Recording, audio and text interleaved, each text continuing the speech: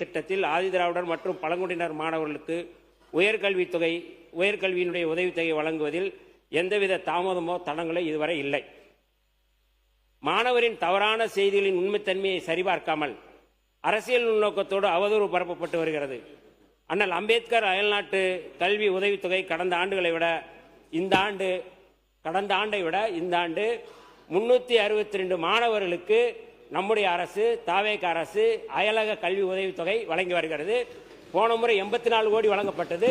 இந்த முறை 131 கோடி ரூபாய் இதுவரை வழங்காத வரலாற்று சாதனையாக இந்த 131 கோடி ரூபாய் வழங்கப்பட்டிருக்கிறது. இதை பொறுக்காமல் இன்றைக்கு அவருடைய தவறான செய்தியை வைத்துக் கொண்டு அரசியல் உள்நோக்கத்தோடு பரப்புவது. அயலக உயர்கல்வி திட்டம் மாணவர் பாரதிதாசன் பெற்ற நிதி என்ற விவரத்தை முழுமையாக சொன்னார். நாங்களும் கேட்டோம்.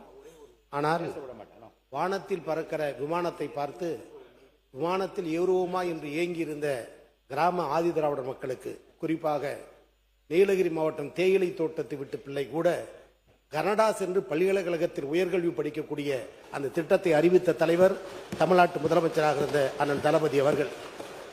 அந்த திட்டத்தின் கீழ் தான் மாணவர் பாரதிதாசன் பயிலுகிறார். மாண்புமிகு அமைச்சர் 2-3 தினங்களுக்கு முன்பு இந்த திட்டத்தின் கீழ் எல்லா மாணவர்களுக்கும் நிதி உதவி அளிக்கப்பட்டு விட்டது என்ற செய்தி பரவியதற்கு பிறகு மாணவர் பாரதிதாசன் அமைச்சர் இப்படி சொல்லுகிறார். யார் பேசுறது? குறுக்க பேசாதீங்க. கடந்த 7/5/2026 கடைசியாக வழங்கப்பட்ட தொகை 3 மடங்கு நாங்கள் அதிகமாக கொடுத்திருக்கிறோம்.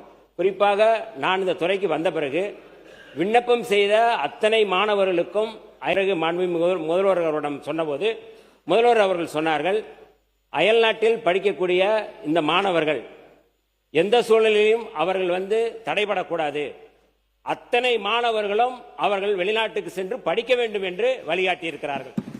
அந்த வகையில் தான் இன்றைக்கு கூடுதலாக 131 கோடி ரூபாய் கூடுதலாக இன்றைக்கு வழங்கப்பட்டு அந்த தொகை இன்றைக்கு எல்லோருக்குமே கொடுக்கப்பட்டிருக்கு.